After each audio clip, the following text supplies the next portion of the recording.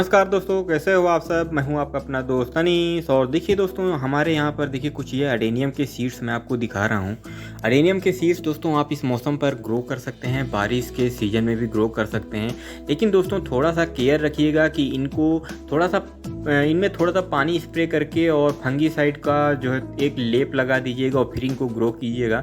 लेकिन उससे पहले दोस्तों जो आपको एक चीज़ ध्यान रखना है कि यहाँ पे देखिए दोस्तों, हमारे पास दो टाइप के अडेनियम के सीड्स हैं। एक ये दिख रहे हैं जो आपको पूरे राउंड कलर में यानी कि गोल दिख रहे हैं, और देखिए इन कोई भी बिल्कुल प्रेस नहीं हो रहा है। साथ में आप देख सकते हैं कि पूरे गोल्डन कलर में हैं। दोस्तों अडेनियम के सीड्स चाहे ओवेसम हों या फिर अरेबिकम हों, सभी के जो कलर होता है वो पूरा का पूरा आपको गोल्डन ही मिलेगा, प्लस वो कभी भी प्रेस नहीं होगा। दोस्तों जो भी ख़राब सीड्स होता है वो हमेशा प्रेस होगा, प्लस गोल्डन कलर में नहीं होगा, या फिर पुराना सीड्स जो होगा वो भी दोस्तों गोल्डन कलर में नहीं होगा, उसका रंग थोड़ा सा बिल्कुल फेड हो जाता है जैसे ये दिख रहे हैं। और दोस्तों जो सीड्स ख़राब होता है, अनफर्टाइल होता है, वो सीड्स भी दोस्तों आपको ऐसे दिखेंगे। जितने भी ऐसे टाइनी सीड्स होते हैं, पतले सीड्स होते हैं, हल्के सीड्स होते हैं दोस्तों, उन सभी सीड्स को आप हमेशा निकाल दीजिए। वो सीड्स हमेशा बेकार होते हैं, कभी भी जर्मिनेट नहीं होते हैं। ऐसे सीड्स दोस्तों अगर जर्मिनेट हो भी जाएं तो इनका कोई मतलब नहीं होता है, क्योंकि दोस्तों ये बहुत जल्दी ख़राब हो जाते हैं और आप इनको सर्वाइव कराने पर ही लगे रहेंगे।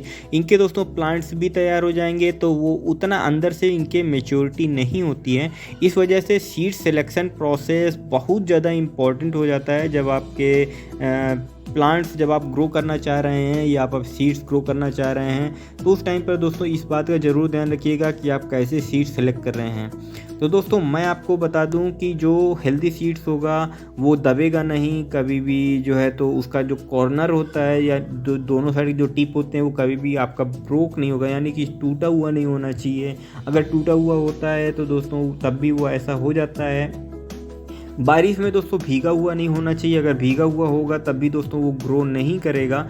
और दोस्तों एक चीज़ का ज़रूर ध्यान रखिएगा कि आपके सीड्स कई बार लोग क्या करते हैं कि मिक्सअप करके दे देते हैं। मिक्सअप यानी कि कई वैरायटी के सीड्स मिक्सअप करके दे देते हैं। तो दोस्तों जब भी सीड्स आप परचेज करिएगा तो ये चीज़ का बिल्कुल इंश्योर कर लीजिएगा कि एक वैरायटी के सीड्स वो एक पैकेट में डाले, यानी कि कागज़ की छोटी छोटी पुड़िया बना ले और उसमें दोस्तों वो अलग अलग वैरायटी के अलग अलग नाम के साथ में वो दे, जो जिससे दोस्तों आपको ग्रो करने में सही रहेगा, प्लस आपको उनका नाम मालूम रहेगा तो उसी वैरायटी के अकॉर्डिंग। वरना दोस्तों मिक्सअप रहेगा तो फिर आप भी सबसे ज़्यादा कंफ्यूज रहेंगे। और इस टाइम पे दोस्तों ग्रो करने के लिए आप चाहें तो पॉट मेथड का यूज कर सकते हैं। पॉट मेथड में केवल सैंड का यूज करिएगा, सैंड के अलावा कुछ मत यूज करिएगा।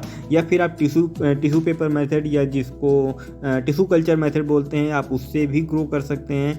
तो वो भी दोस्तों एक एफिशिएंट मेथड है, बारिश के सीजन में सबसे ज़्यादा उपयोग किया जाता है। प्लस प्रोफेशनल ग्रोवर तो उसी को यूज करते हैं, क्योंकि टाइम कंजम्पशन और जो है तो स्पेस कंजम्पशन दोनों के दोनों उसमें अच्छा आता है।